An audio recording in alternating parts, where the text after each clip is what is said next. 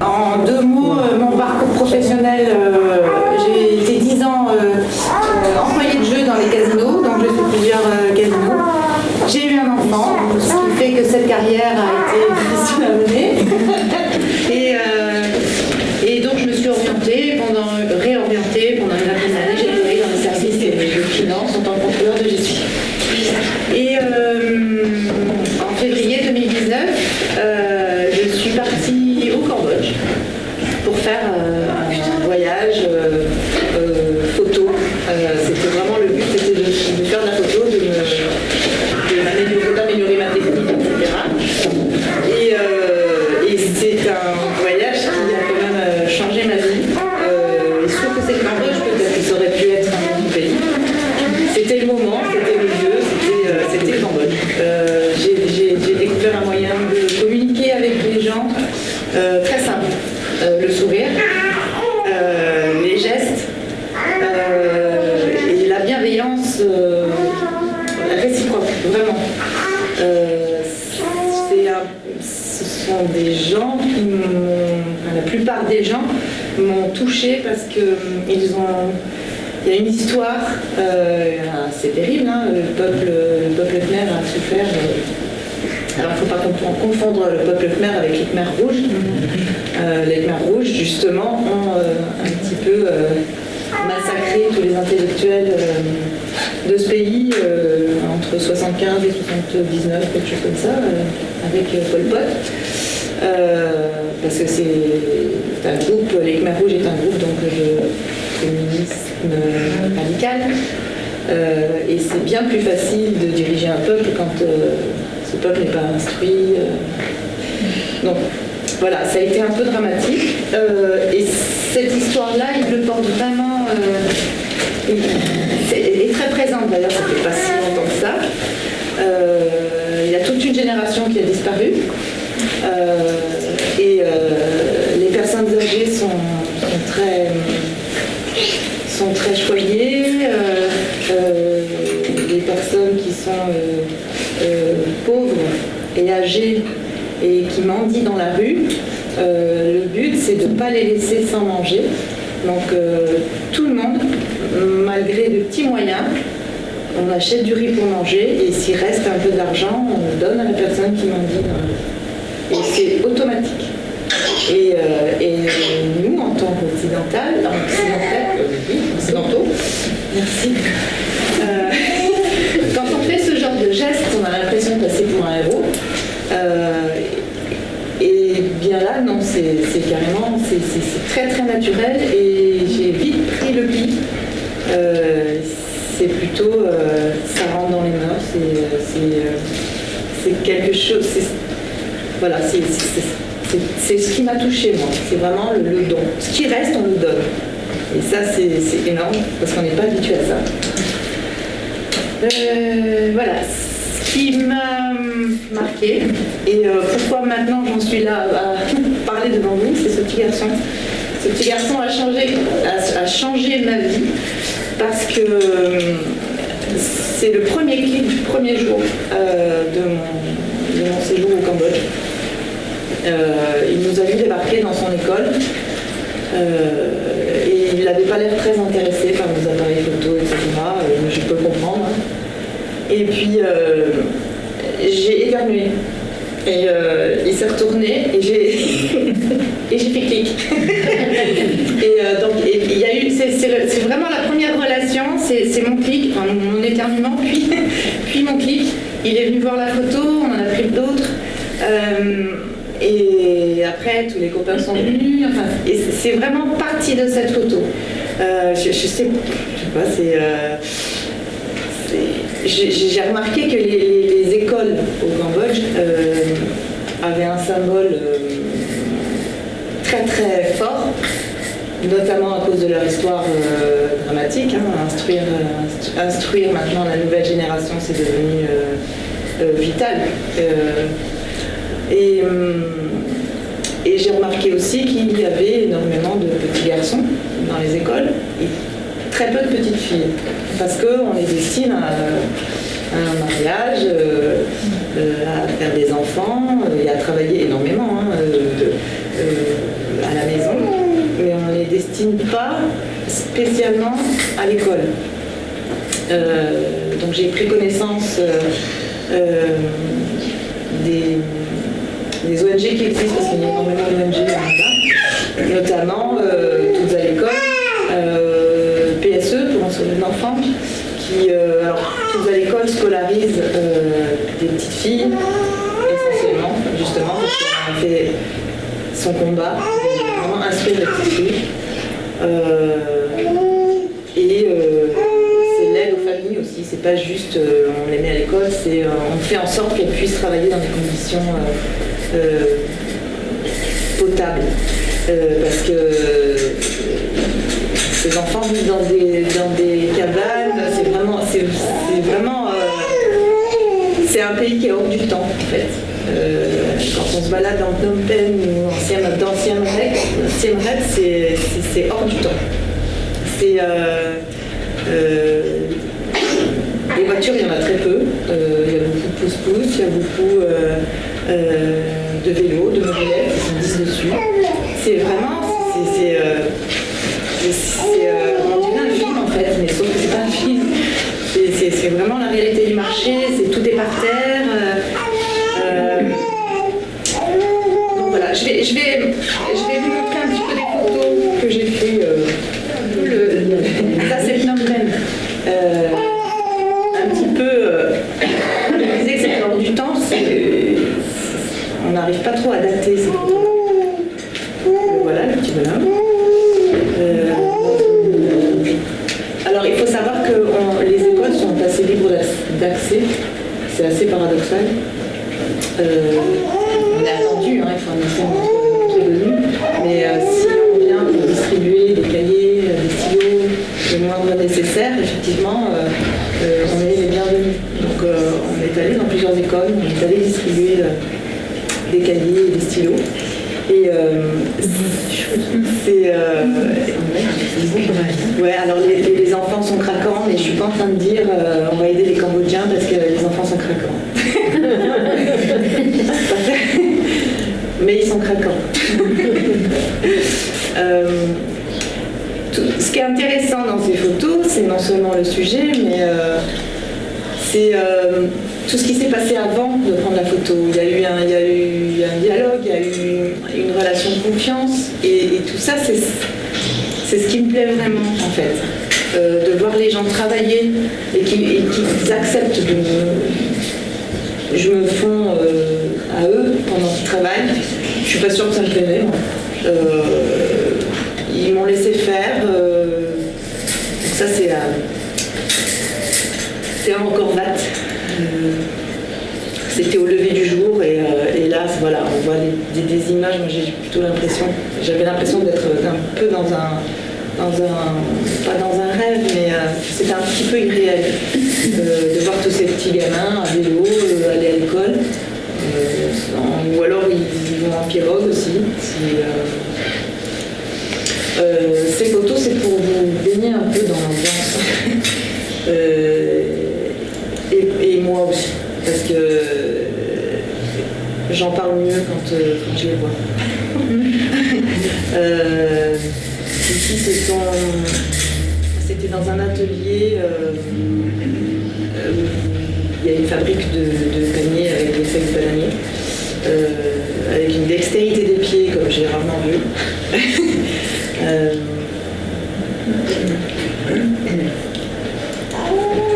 Donc voilà, ça donne ça à la fin.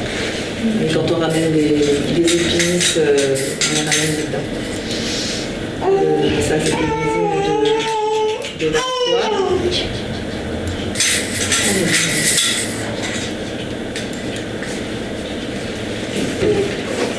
Donc ça, ce sont les villages sur l'eau, sur le lac Tonlé Sap, avec des conditions de vie assez rudimentaires. Les enfants apprennent à marcher sur ces maisons. Il y a quelques accidents. C'est leur mode de vie. Ici, c'est une maison dans laquelle j'ai dormi 2 nuits. C'est notre hôte, Vina. Voilà, on a tous dormi dans la même pièce, bercés par le bruit des dents des crocodiles, parce que chaque maison a des petits crocodiles dans une cage tout à côté. Quand on va faire la toilette, ils sont juste là. Ça, c'est la préparation du petit déjeuner. Voilà, nos amis les crocodiles. Ah oui, c'est sympa. Voilà. On fait la toilette pas seul, en fait, c'est plutôt sympa. Pourquoi ils ont des crocodiles Alors, je suppose qu'ils font des choses pas très... Ouais, je pense qu'ils les exploitent de toute façon. Ils exploitent des sacs à dos. Voilà, ouais. Ah oui, c'est de l'élevage, quoi. Ah, bah oui. Ouais. Et je pense que c'est un moyen... Ah oui. Je pense pas qu'ils fassent ça par plaisir, parce que ça sent très mauvais, faut savoir. Donc, je suis pas sûre qu'ils fassent ça par plaisir. Mais, alors ça c'est Camp Schnong, donc c'est un petit village au bord du Tonlessa. On est allé dans une école où on était attendu et on a distribué des cahiers et des stylos. Quand je dis on, c'était moi et un groupe de photographes avec lequel on était. Et ce petit bonhomme ne faisait pas du tout partie de l'école, d'ailleurs il n'a pas l'uniforme. Et donc il partait vite en courant avec son cahier parce qu'il avait peur de se faire gronder. Et lui pareil. Et donc après je les ai rattrapés et je leur en ai donné d'autres. Parce que leur démarche m'a un petit peu touchée. Voilà, ils rentrent de l'école, normal. On croise beaucoup de bonzes dans les rues. Ils vont chercher à manger chez les commerçants et les habitants leur donnent à manger, c'est comme ça qu'ils mangent. Ou alors de l'argent. Mais il faut donner. Donc on donne au monde, on donne aux personnes âgées. Le fait de donner, c'est vraiment une façon de vivre. Donc voilà, c'est une séance de travail qui moi me passionne. Et alors là, ils voulaient me montrer une chanson française qu'ils avaient appris, et c'était Meunier, tu dors. Et c'était juste, mais on ne comprenait pas les paroles, je reconnaissais l'air, mais c'était très... On sent qu'ils avaient travaillé en plus, et ils étaient contents de chanter ça. Et après, ils ont chanté leur hymne, et donc du coup, ils nous ont demandé de chanter la nôtre. Et là, on s'est trouvé un peu bête parce qu'on n'a pas du tout la culture de chanter la Marseillaise, quoi. Et on s'est retrouvés à chanter la Marseillaise à plein ça faisait bizarre. C'est une expérience. Et quand on s'est aperçu qu'on ne connaissait pas les paroles, on a eu honte. Donc ça vaut le coup d'être vu aussi, c'est ce qu'on mange aussi régulièrement. C'est ce qui est vendu, sur les marchés. Donc il y a des petites sauterelles, des sauterelles,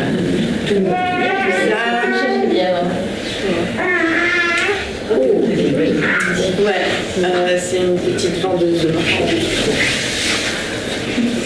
Voilà. Ça, c'est un boucher.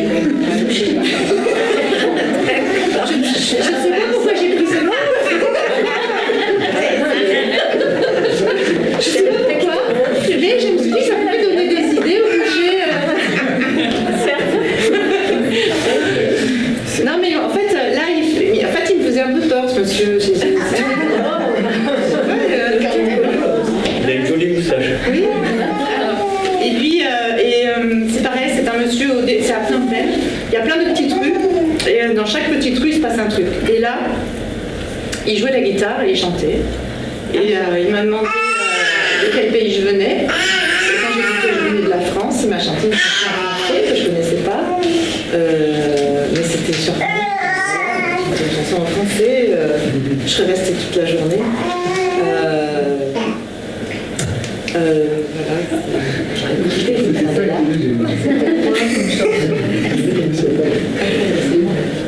Voilà,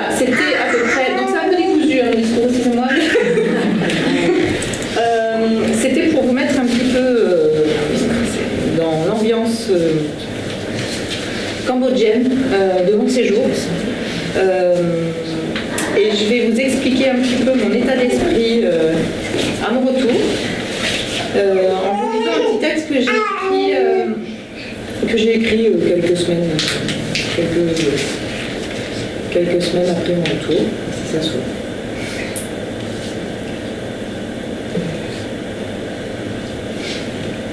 C'était quand ce voyage? Voilà, c'est en février 2020. Ouais. Alors, première fois selon lui, c'est un peu ce que je vous ai expliqué sur ce petit garçon, mais un peu mieux dit. Donc, premier jour du reste de notre vie. Premier voyage, premier jour, première rencontre, premier regard, première mise au point, première photo. Ce petit garçon, à la sortie de l'école, a offert son regard à une apprentie photographe. Son regard n'est pas anodin. Il va changer la vie de cette femme. Elle découvre le plaisir de rentrer en contact avec une population. Ici, les Khmers. Plus tard, d'autres contrées, d'autres ethnies. Elle se fournit. Il a une dizaine d'années. Et il y a beaucoup de petits garçons dans cette école. Très peu de filles. Qu'a-t-il appris aujourd'hui? Le calcul, la lecture. Que veut-il faire quand il sera grand? En a-t-il une idée? Se pose-t-il seulement la question? Aura-t-il l'opportunité d'apprendre un métier qu'il aura choisi? Ce petit garçon lui a donné le courage d'aller à la rencontre des gens, l'œil dans son viseur, ou pas. Elle retournera au Cambodge et elle voyagera ailleurs, c'est sûr, animée désormais de l'envie d'échange simple, avec les yeux, les mains et le sourire. Revenue en France, elle ose. L'accueil est différent mais intéressant. Elle apprend sur l'éducation, l'instruction et les conditions de vie des enfants khmers. Elle s'informe, elle se cultive, elle grandit. Et si elle peut, elle témoignera, elle aidera, elle donnera. Merci, petit monde. Voilà. Donc, j'ai grandi, parce que la femme, c'est moi. J'ai donc grandi et j'ai décidé de donner à mon tour, parce qu'eux, ils donnent beaucoup à leur peuple, et ça ne suffit pas, en fait. Il existe beaucoup de pauvreté quand même dans ce pays. Et j'ai été très attachée à l'éducation des petites filles, et je m'étais dit que favoriser les actions en faveur de l'éducation des petites filles, c'était plutôt pas mal. Et puis, j'ai donc fondé une association qui s'appelle Regard Peuples et Nature, dont le siège est à Puy-Loubier, et en mars 2020.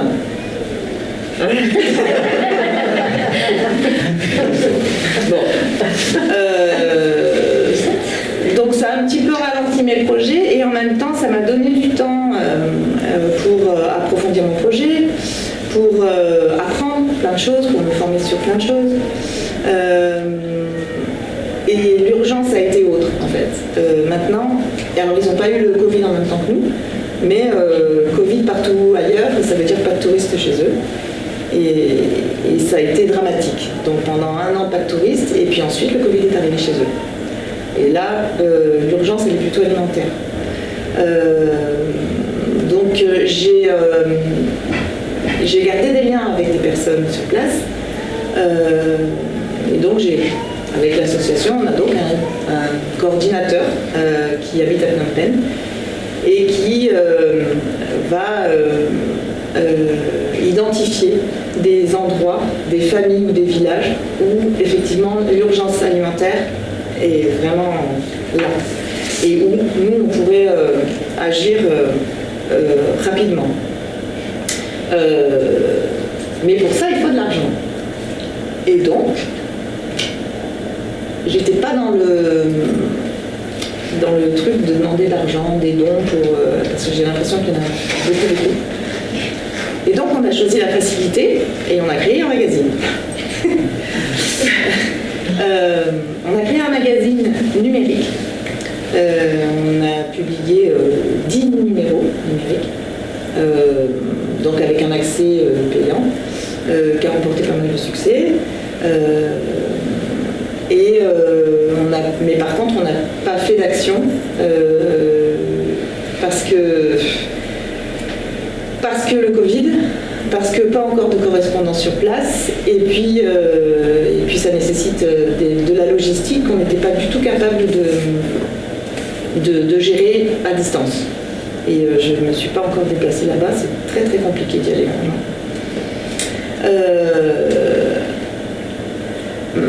On a donc appris à faire un super beau magazine que vous pourrez feuilleter si vous voulez. J'ai imprimé des numéros, le dernier sorti. C'est un magazine qui ne parle pas que du Cambodge. Il est alimenté par des reporters photographes professionnels. Certains publient dans Géo, sont primés dans des festivals comme Visa pour l'image, donc ils soutiennent notre action. Mais il y a aussi des amateurs qui nous proposent leurs photos, qui nous proposent des sujets. Et donc on rédige des reportages à partir de photos, on rédige des articles. On a une équipe de correcteurs qui est bien concentrée sur Piloubier. Voilà, c'est de l'artisanat, mais c'est de la qualité. Vraiment, je suis toujours super fière une fois que le magazine est bouclé. À chaque fois, bah ouais, je suis fière. Je confirme. D'entre les mains, effectivement, c'est magnifique. Le gros challenge maintenant, pour qu'enfin ça décolle et pour qu'enfin on puisse gérer la logistique, parce que on est sur le point d'identifier les points les plus urgents, on va imprimer ce magazine. Et donc on va lancer un financement participatif au mois de mars. En attendant, on va essayer de trouver des partenaires pour toujours vendre des magazines et des abonnements à ce magazine, et pour faire parler de l'association. Voilà, au plus des personnes différentes seront au courant, et au plus on aura de chance de faire connaître le magazine et de faire entrer de l'argent, parce que c'est vraiment le nerf de la guerre. Donc voilà, c'est le gros challenge. Je vais vous montrer un peu les sujets qui sont traités dans le magazine.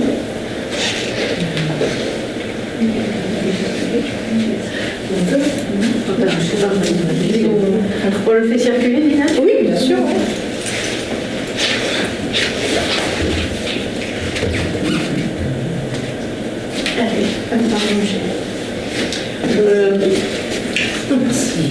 Il y a des sujets très variés. C'est le magazine avec les localités photos. Alors c'est un magazine de 110 pages environ. Là c'est le dernier, c'est le numéro 10 qui est paru au mois de mai-juin. Depuis on n'en a plus fait paraître parce que comme on est une équipe de bénévoles, on n'arrive pas à mener de front l'exemplaire papier qui va sortir, j'espère, fin mars, début avril, le financement participatif et les projets professionnels aussi, parce qu'il faut bien manger à un moment donné. Il est fourni d'hiver, non, il est très très bon. Donc voilà, ça c'est le genre d'article et de reportage qu'on peut retrouver. La route des vins, alors le vin dans le monde, les steampunk, c'est un art de vivre qui se rapproche du monde de Jules Verne. On a eu un reportage mais vraiment très émouvant sur les prématurés. Ici, Messager du merveilleux, c'est un couple de jeunes photographes qui sont partis pendant 2 ans à travers le monde et qui nous ont offert des reportages de leur voyage. Ils se disent qu'à chaque fois qu'on parle de l'environnement, du réchauffement climatique, de la planète qui va pas bien, c'est toujours très négatif, c'est toujours catastrophiste, heureusement. Mais eux ont décidé de montrer ce qui était merveilleux sur la planète pour donner envie d'en prendre soin. Donc, et il y a des photos, voilà, il y a des photos, alors de la macro, c'est vraiment, c'est varié. Ici, c'est un reportage sur sur Sebastião Salgado, un photographe humaniste qu'on a rencontré et qui nous a confié quelques photos. C'est eux. Ici un reportage sur la cité de Mogador. Le Niamoinou, alors là c'est au Cambodge. C'est des enfants qui sont dans les décharges pour récupérer les canettes, pour les vendre, pour vendre la ferraille, pour pouvoir nourrir leur famille. Donc c'est en général c'est le spectacle qu'on voit à Phnom Penh quand la nuit commence à arriver. Et il y en a encore beaucoup, malgré les ONG sur place qui agissent. PSE, pour un sourire d'enfant, on a retiré pas mal de ces décharges. Ils les scolarisent, ils leur apprennent un métier, mais bon, ça suffit pas. Donc voilà, c'est ce type de reportage, un reportage sur un tramway géré par une société française qui s'appelle Lini.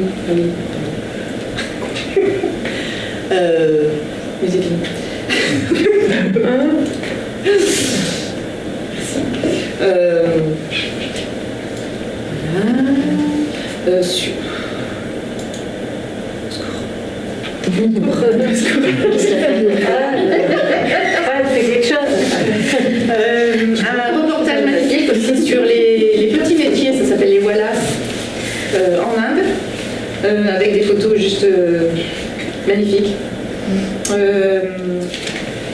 Et puis un reportage sur la Birmanie, enfin voilà. C'est vraiment des sujets, la ligne éditoriale est très, très variée, mais ça reste autour de l'homme et l'homme dans son environnement. Voilà, c'est... Vous avez des questions? Il y a même une nouvelle, j'ai vu. Oui, Céline publie une nouvelle. On peut acheter le magazine du coup? Comment Alors justement, le magazine,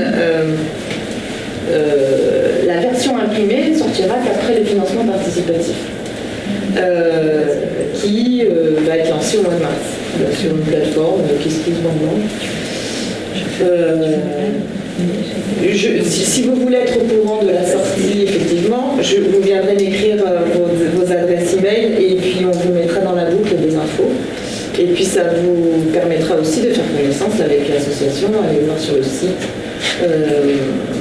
Voilà, et puis on est assez présent sur Facebook, mais c'est surtout ce qui nous tient à cœur, c'est vraiment ce financement participatif. Donc ce sera sous forme de prévente en fait. Des précommandes, soit au numéro, soit à l'abonnement.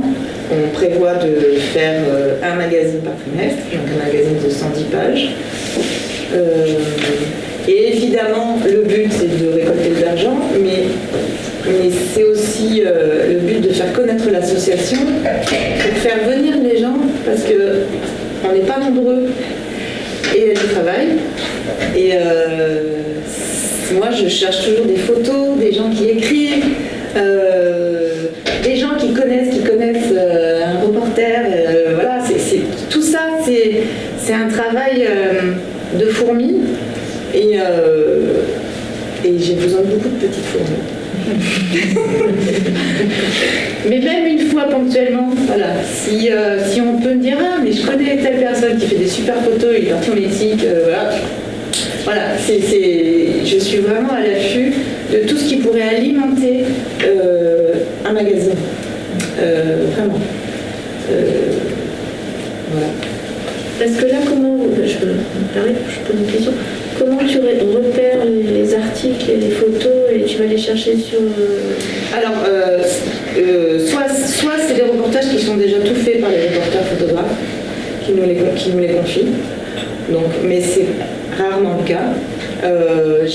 Souvent, on a des photos de professionnels qui nous racontent ce qu'ils ont vu et nous, on rédige les reportages, on rédige les articles. Alors nous, ça veut dire 5 ou 6 personnes par magazine. Ça tourne beaucoup autour de alors, j'ai cofondé le magazine avec ma cousine, donc qui elle ça tourne beaucoup entre elle et moi. Je me suis formée à l'écriture journalistique. Ouais, j'ai pas perdu mon temps. Même avec le Covid, j'ai pas perdu mon temps en 2 ans. Mais maintenant, comme je vais plus avoir vraiment du plein temps à consacrer, parce que, comme je vous disais, je peux manger. Donc, oui, parce que j'ai quitté mon travail pour pouvoir me consacrer à l'association au retour de mon voyage au Cambodge. Et il s'est passé un truc, je suis montée dans l'ascenseur, je suis arrivée le samedi, le lundi j'étais dans l'ascenseur pour rejoindre mon bureau, et l'objectif du moment c'était la cotation au Nasdaq de l'entreprise. Et je me suis dit, mais qu'est-ce que il y a un miroir dans l'ascenseur. Et je me suis pas reconnue en fait. Je me suis dit, mais qu'est-ce que je fais là. Ça a été vraiment le déclic. Je m'en fous en fait du Nasdaq, donc voilà, c'est vraiment là dans l'ascenseur que j'ai pris ma décision. Je dis, c'est pas moi, ça suffit maintenant, j'ai fait ce qu'il fallait faire pendant des années, j'ai élevé mon fils, tout va bien, et voilà, maintenant il faut que je me ressemble. Donc voilà. Dans votre magazine, il n'y a pas d'option publicitaire en fait. Alors non, pas de pub. Pas d'annonceur, ouais. Oui, c'est ça. Ouais, non, pas de pub. Alors financer intégralement. Alors on peut avoir des partenaires, oui. On va partager de l'argent, oui. Mais c'est pas... on va pas faire de la pub pour Canon ou... Oui, d'accord. Parce que, alors moi je lisais beaucoup Géo et j'ai arrêté. C'est insupportable, sur 200 pages, il y a 50 pages, oui, c'est pas possible. Donc non. C'est la partie, j'ai aussi la facilité. Ouais.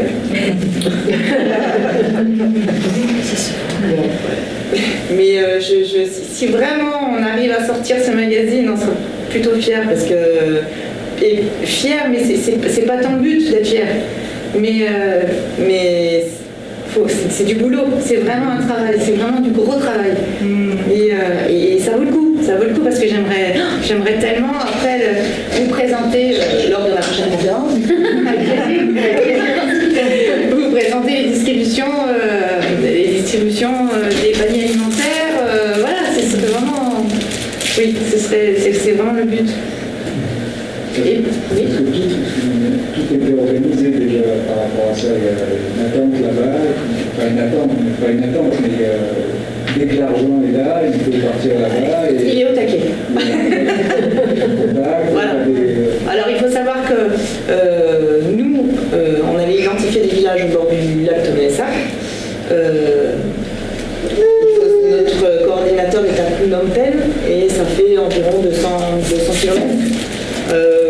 5 heures de route.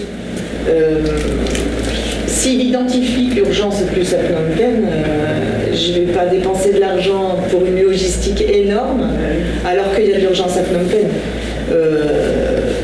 Mais on peut faire un peu des deux. Voilà, c'est vraiment c'est le côté urgent qui me motive. Donc effectivement, l'éducation des petites filles, c'est un super projet. Mais si elles ne mangent pas, les petites filles ne peuvent pas aller à l'école. Oui, c'est vraiment l'urgence. Oui, là, l'urgence du moment. C'est ça. Et puis pour l'instant, c'est le Cambodge, et puis c'est les paniers alimentaires. Mais après, voilà, le projet, il peut y avoir d'autres projets. Pour l'instant, c'est ça.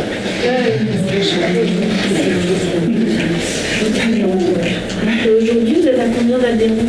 Alors, pour l'instant, il n'y a pas d'adhésion. On n'a pas lancé d'adhésion parce que on s'était dit que la vente du magazine, on achète le magazine, on est adhérent. On va lancer les adhésions au mois de mars. Parce que adhésion, ça veut bien dire ce que ça veut dire. C'est vraiment adhérer au projet. Et l'achat du magazine, c'est vraiment pour financer le projet. Donc il y a une petite philosophie de l'adhésion qui m'avait échappé. et donc ce sera lancé au mois de mars. Donc, je pense que je serai au courant si vous me professionnel. Il y a un site internet. Il y a un site internet, Regard Peuples et Nature. C'est regard-peuples et nature. Et t'as un site Avec un au pluriel. Il y a un formulaire. Ouais. Vous avez des questions? Ça m'est donné un peu. On appendicite. On n'a pas d'ici, toi, non, on a d'ici. Je suis restée une vingtaine de jours. Et effectivement, ça paraît peut-être un peu gnangnan. Elle est partie 20 jours au Cambodge et ça y est, elle a changé sa vie. Bah, c'est un peu ce qui s'est passé. Mais pourquoi pas. Je pense que c'était j'ai fait ce voyage au bon moment pour de bonnes raisons et ouais, c'était ça. C'était comme ça que ça devait se passer. Et pourquoi le Cambodge ça s'est trouvé comme ça. Alors si, ma cousine, avec qui j'ai cofondé le magazine, a vécu 6 mois par an au Cambodge pendant 10 ans. Et voilà, le Cambodge, je le connaissais avant d'y aller. Donc j'ai dit, bon d'accord, allez, on va y aller à tout Cambodge. Et voilà. Et j'ai été piquée. Mais du coup, si j'ai bien compris, tu n'y es pas retourné dessus à cause du Covid. Non, ouais. Parce que alors les conditions d'accueil, clairement, on n'a pas.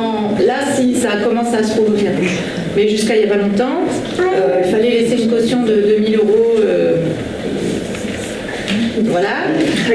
Et il fallait attester d'une police d'assurance qui couvrait les frais médicaux à hauteur de 50 000 $.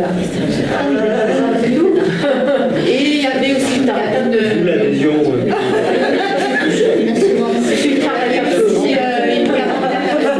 Il fallait partir 2 mois, quoi. Donc clairement, on n'avait pas envie, nous, là. Ça, visiblement, ça commence à rouvrir. Donc j'ai commencé à faire ça. Et je sais pas, tu envisages des échanges? Oui, alors ce qui serait génial, ce serait de lier les habitants de Culoubier aux habitants d'un village ou d'un quartier de Phnom Penh ou des familles à d'autres familles. Et ça, ce serait. Ouais, ça me bloque bien. Et puis je sens bien qu'il y a quelque chose à d'accord. Ouais, ce serait plutôt pas mal, ouais. Tu m'as volé ma question. Désolée, t'avais qu'à être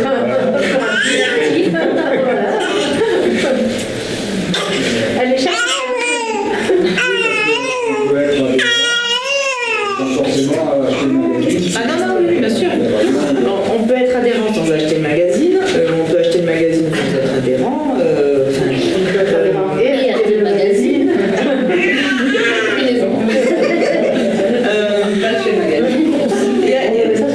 On aimerait, alors le souhait, parce qu'en fait, quand on a monté l'association, on avait dans l'idée d'organiser des voyages solidaires. Et là, ça nous titille encore, ça nous titille de nouveau. C'est-à-dire, on est quelques personnes sur place et les faire dormir chez l'habitant et faire travailler les organismes sur place et pas des tours opérateurs. Voilà, c'est le principe des voyages solidaires. Et ça me botte bien. Et du coup, on pourrait peut-être aller visiter les gens. Il y a quelqu'un dans le village qui fait ça, c'est au Mali, Dominique, hein? C'est ça, hein? Oui. Ah oui, au Bénin. C'est vrai que c'est... Ouais. Donc ça, je pense que ça serait pas mal. L'avantage d'être adhérent, parce que oui, effectivement, c'est bien beau d'aller au projet, mais en général, on attend un retour. C'est d'avoir des infos, d'avoir des petits reportages en exclusivité et d'avoir la possibilité de faire ce voyage, d'être les premiers sur la liste. Parce que... Puis de savoir qu'on a une action utile aussi, un véritable retour. Moi, ce qui me plairait, c'est vraiment de créer une entité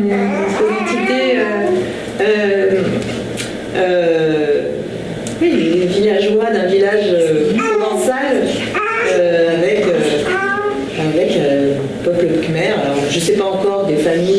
quartier, du village, je ne sais pas, mais ça me... je pense que ça parle beaucoup plus aux gens que de verser une cotisation, bien sûr. C'est une forme de parrainage. Oui, oui, mais j'ai dans l'idée d'un peu plus personnaliser ça. Parce que bien souvent, ce qu'on propose dans les parrainages, c'est tu verses selon tes moyens et puis on te dit ça a fait ci, ça a fait ça. T'as pas vraiment de connexion. Moi, je parraine une petite fille à toute l'école. Je donne de l'argent tous les mois et puis j'ai une photo de temps en temps. Il y a des échanges de lettres quand même. Moi j'ai un échange de lettres. Oui, je suis pas sûre. Mais bon, on fait pas le plus. Non, après, le but, c'est pas, j'attends pas un retour non plus. Mais c'est vrai concrètement, on a sa personne. Mais même si c'est l'occasion de les gens qui parce que j'ai entendu. C'est par enfant ce serait l'occasion d'aller les voir aussi. C'est tout. Et c'est le but aussi. Parce qu'on n'a pas toujours le courage d'y aller seul. Voilà. Et là, ce serait l'occasion. Ce qui est intéressant aussi, nous,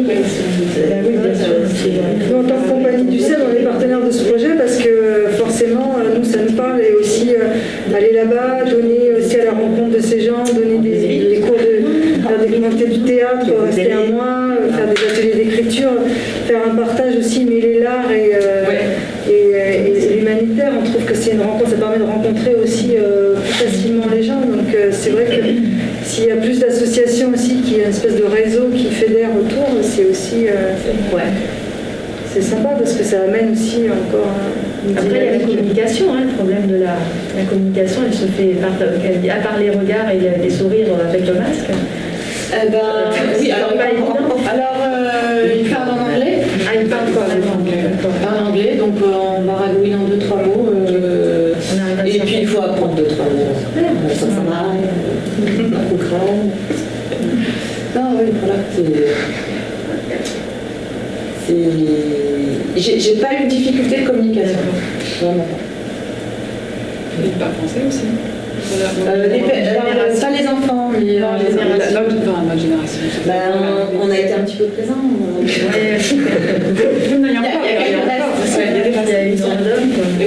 mais c'est pour ça qu'on est aussi accueillis quand même. Il y a des restes. Ah oui, c'est une culture fière de continuer à parler français. Voilà, les restes, on n'a pas été complètement féminisés. Oui. D'ailleurs, il y a encore dans l'architecture à Phnom Penh. On est passé par là.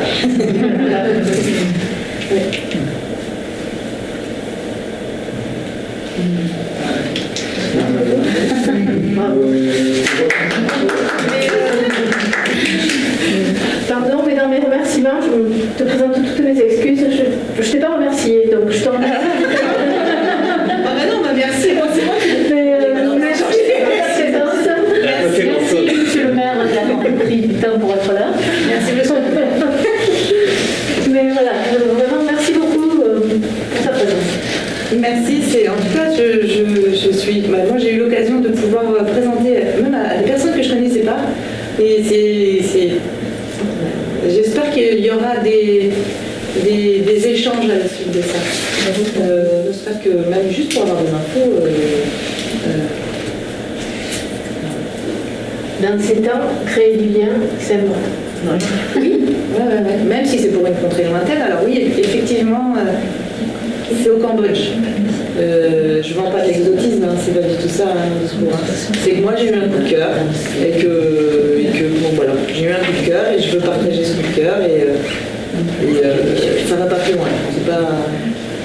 Non, mais ça t'honore, mais je pense que nous, notre but ici, c'est vraiment d'arriver à faire en sorte que la vie reprenne après ces années un peu difficiles où on a été tous renfermés chez nous pendant 2 ans compliqués comme ça.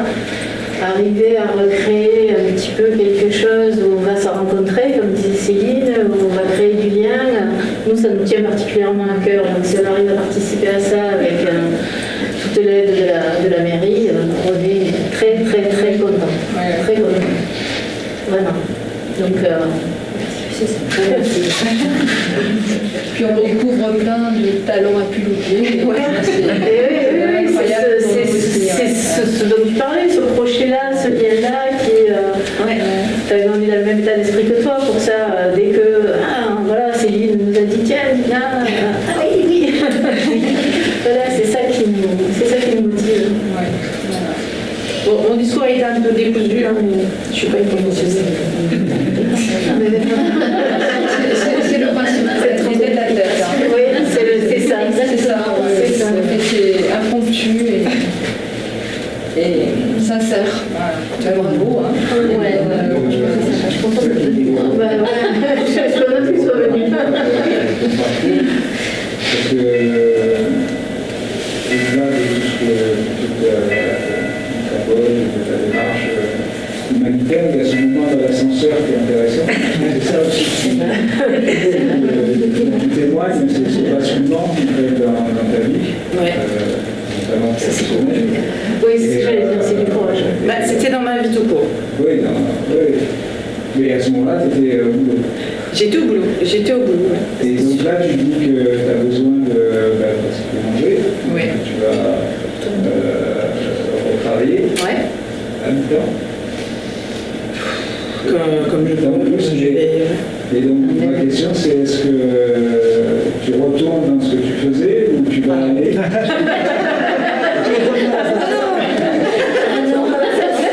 Non, parce que le Nasdaq, tout ça. Le retour, c'est un truc de non-retour. Elle va parier au casino et puis elle va voir. Non, je vais faire. Si je peux. J'ai appris plein de choses et si je peux gagner ma vie avec ce que j'ai appris pendant 2 ans, c'est parfait. Je vais proposer sûrement aux entreprises de faire leurs journaux internes. Ça se fait, le journal interne d'entreprise. Je vais m'orienter vers la rédaction de débat.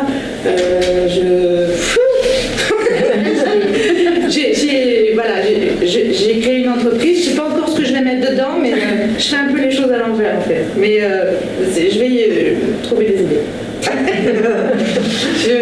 Je suis plus dans le faire que dans le comment faire. Alors des fois ça m'occasionne quelques surprises, mais voilà. Donc et l'histoire de l'ascenseur, quand je disais que j'avais besoin de me ressembler, il y avait moi au travail, moi dans ma vie, je me disais mais ce que j'ai fait c'est bien, mais c'est pas moi. Et je pense qu'on est assez nombreux. J'ai sauté sur l'occasion. En fait. J'ai eu l'occasion d'être un peu folle pendant quelques semaines et hop là, de pas réfléchir en fait. Et alors, c'est pas marrant, entre guillemets, c'est que tu es arrivé là par une passion déjà. La photo. Que tu continues avec grand talent. C'est ça qui a fait aussi que tu as été là-bas, qu'en revenant, ça a changé ta vie, mais c'était déjà dans une démarche d'aller vers quelque chose qui te passionne. Oui. La photo, je vais peut-être mettre ça dans mon entreprise aussi. Merci. J'en ai un peu plus, je le mets. La photo et ce qui m'intéressait, alors là c'est peut-être aussi pour ça que j'ai eu le déclic avec le Cambodge, en tout cas avec ce voyage. Ce qui m'intéresse dans la photo, c'est pas tant la technique, parce que je suis une brêle en technique, donc c'est capter des choses que j'aurais peut-être pas captées avec mon œil nu. Une fois que j'ai l'œil dans le viseur, d'abord j'ai toujours mon œil dans le viseur et je déclique pas beaucoup, mais j'ai toujours mon œil dans le viseur. J'ai l'impression d'avoir un autre œil. Et je sais pas. Et puis les gens me regardent autrement quand j'ai mon appareil photo. C'est assez bizarre. Alors c'est la perception que j'ai. Ça se trouve c'est pas du tout le cas. C'est la perception que j'ai. Et en tout cas moi, ce truc-là me donne le courage d'aller vers les gens, d'échanger beaucoup plus et en restant discrète aussi. On parle de ça.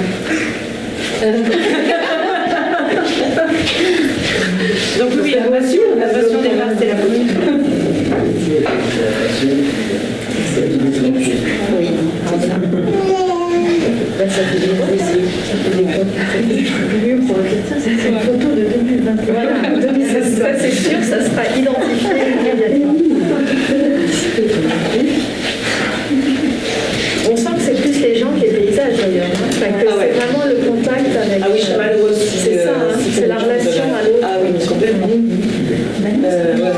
Parce que c'est vraiment frappant, il y a une majorité de. Il n'y a pas que les enfants, mais sans doute qu'il y a aussi des contacts avec les gens dans la rue. Alors, oui, c'est ça. En fait, j'ai photographié les temples d'Angkor, évidemment. Oui, Ça ne m'intéresse pas de les montrer. c'est de la chair et ça n'a pas de même. Et puis, ils m'ont pas parlé, en fait. Alors, évidemment, moi, j'ai été... c'est grandiose, hein. Les arbres fromagés, c'est grandiose, mais l'histoire, bien sûr. Mais c'est pas ce qui m'anime. Parce que pour avoir un déclic comme ça, il faut quand même qu'il y ait une relation plus que. Enfin, c'est ça qui me fait penser. Oui. En termes de personnalité, quelque chose qui a connecté avec ce que, C'est ça. que vous avez vécu là-bas, et donc par l'intermédiaire de la relation aux autres. Ouais.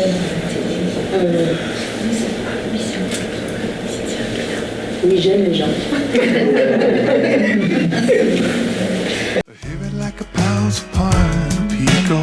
Look at what the light did now. Or bear it like a bounce upon a pico. Look at what the light did now.